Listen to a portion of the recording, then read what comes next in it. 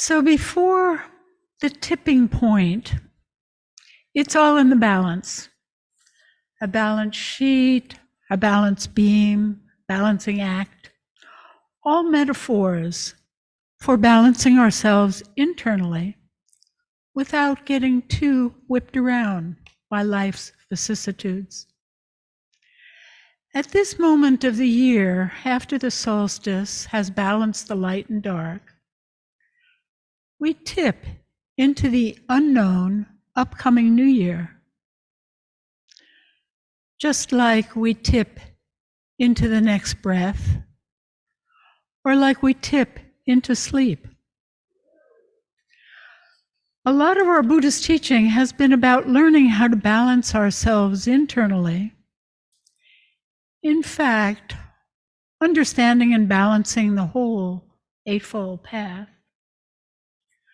Right view, right intentions, right speech, right action, right livelihood, right effort, mindfulness and concentration are needed to purposely balance how to bring the teachings into our life, to enable us to move forward in a skillful way, with intention.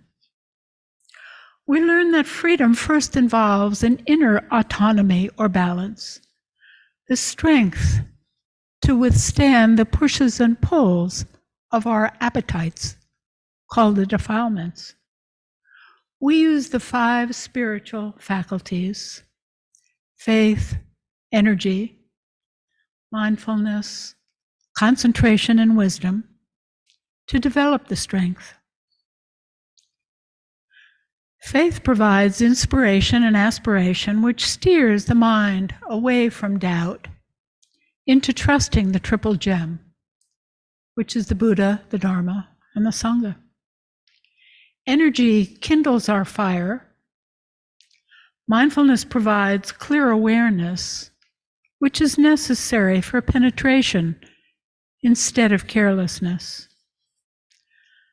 Concentration holds things steady, and wisdom drives away the darkness of ignorance and reveals the light. These faculties work by themselves, and they also work in balanced pairs, which benefits by increasing the tension between the pair. So faith with wisdom balances devotion and comprehension.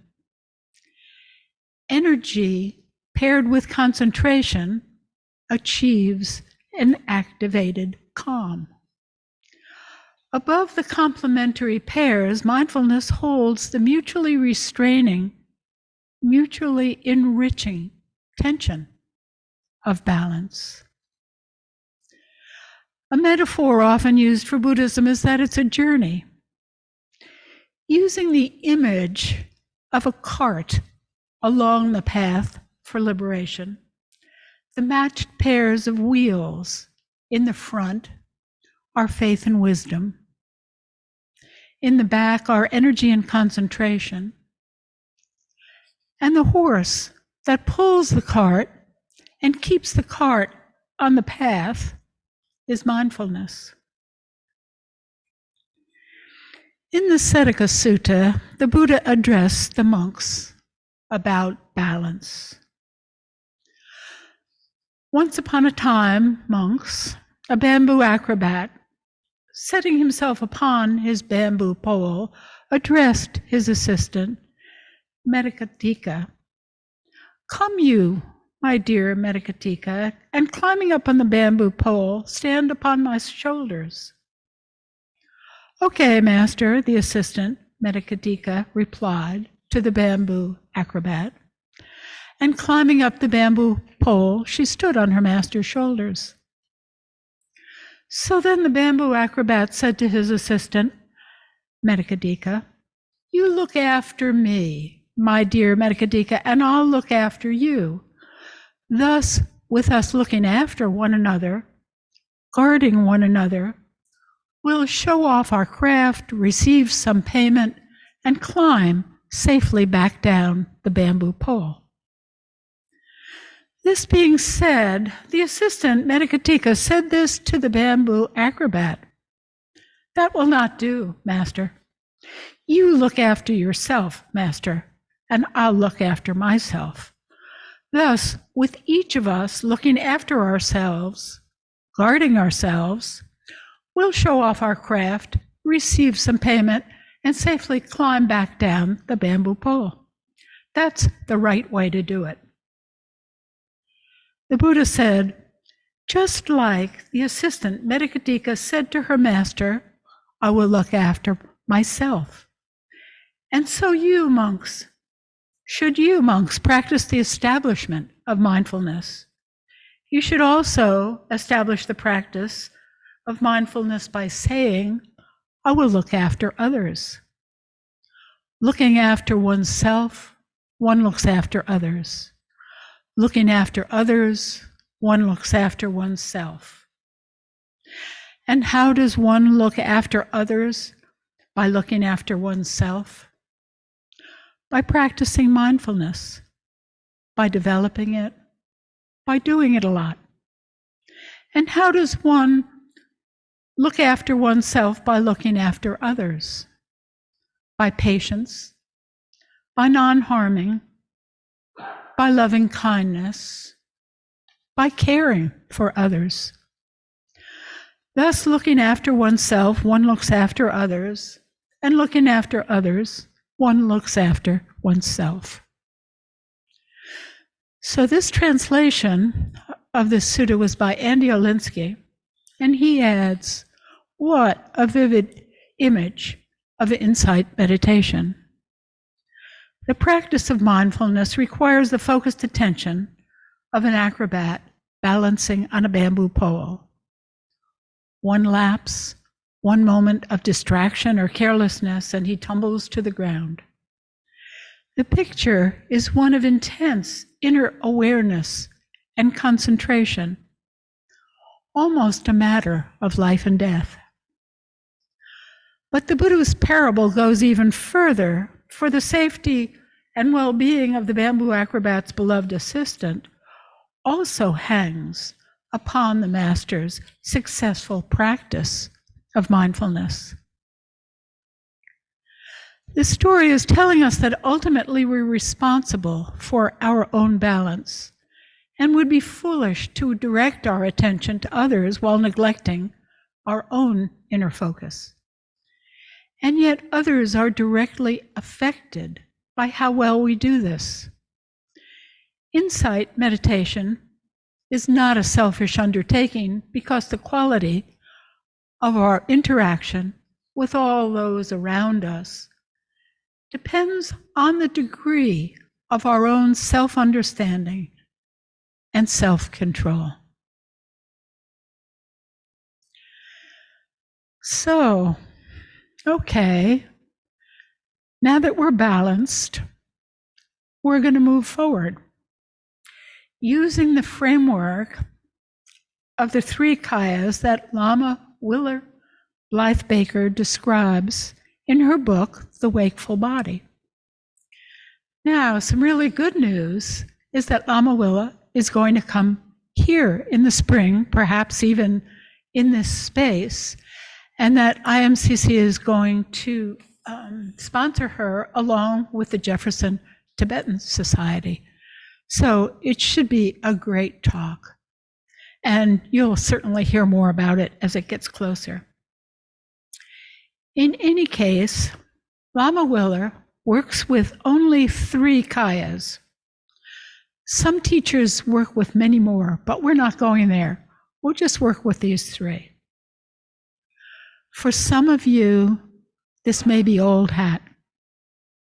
To others, it will be Greek. And then for others, something in between. So just relax, and wherever you are on this spectrum, just take in what makes sense to you. Try to kind of feel into it. You don't need to get it or believe it. It may sound weird, may sound woo-woo. And that's fine. Don't worry about it. It might be an edge for you, or a glimpse, or something to cultivate. So these three kayas are 3 levels, 3 layers of embodiment. I'm calling them layers, but really all 3 interpenetrate each other. I'm separating them out into 3 layers so that we can see them better. The first and the easiest is the physical body. So just close your eyes for a moment and feel from the inside out.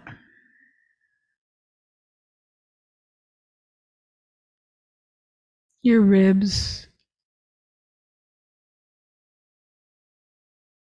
yourself sitting on whatever you're sitting on, your feet on the floor.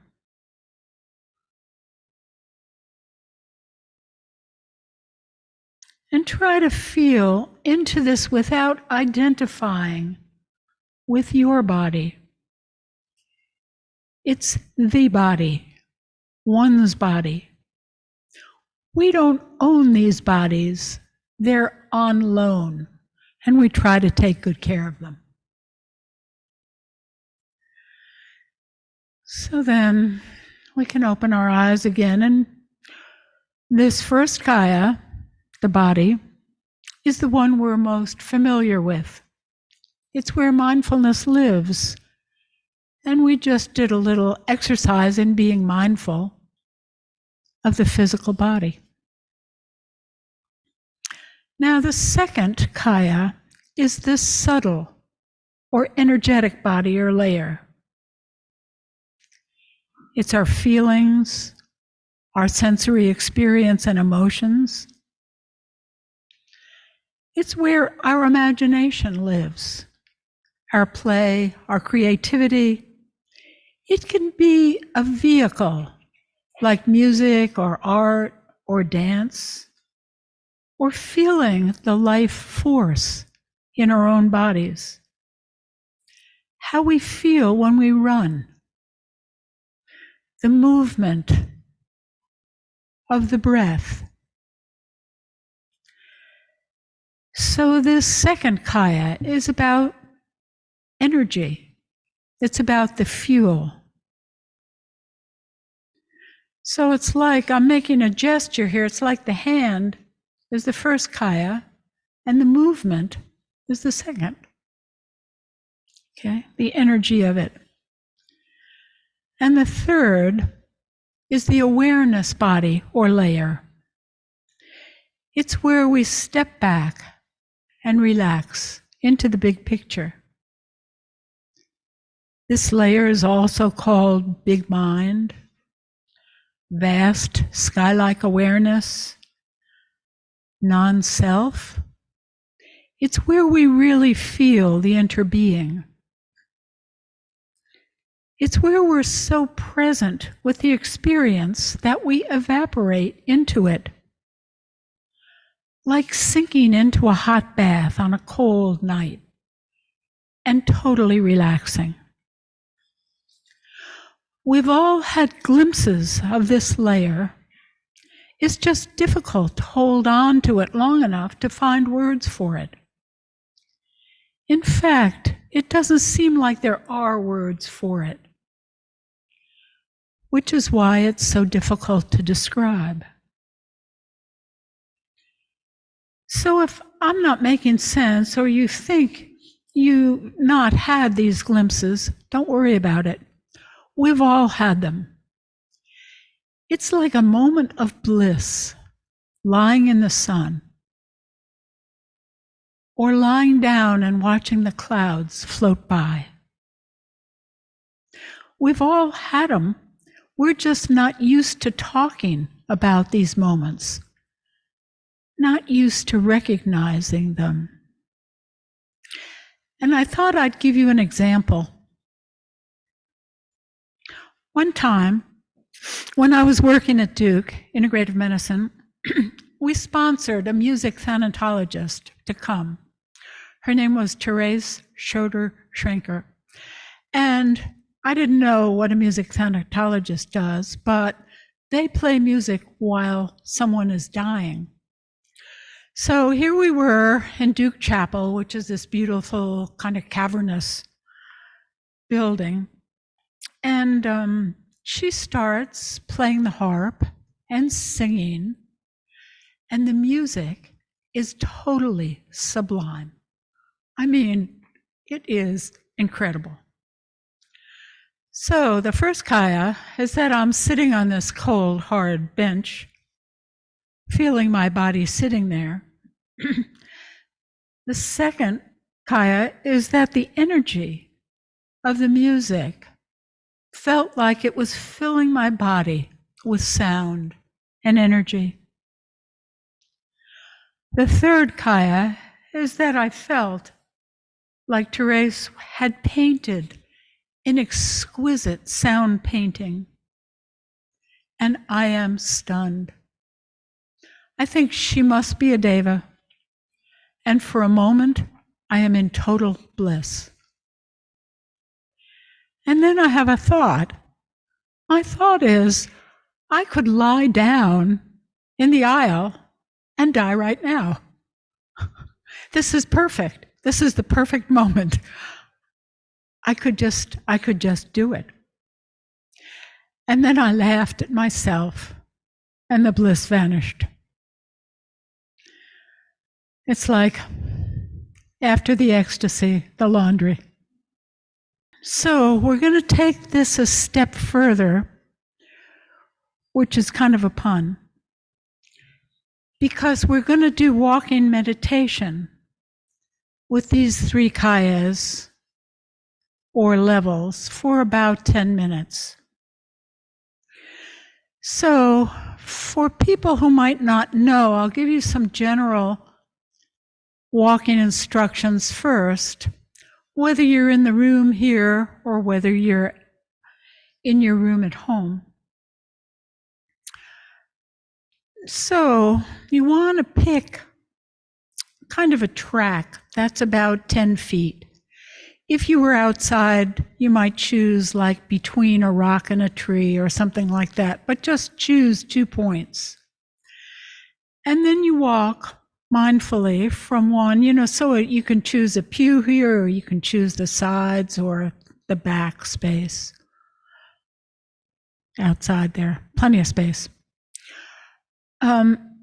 So you walk slowly toward the one you're going toward, and when you get there, stop or pause before you turn around and come back the same way. And then when you get to that end point, pause, stop, turn again, and start back. What you're wanting to do is have a real dialogue between the bottom of your feet and the floor. So you want to put most of your attention there.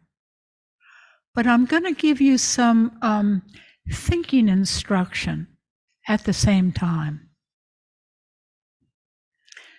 So being aware of the first kaya, or the first layer, you want to feel your heel as it hits the floor.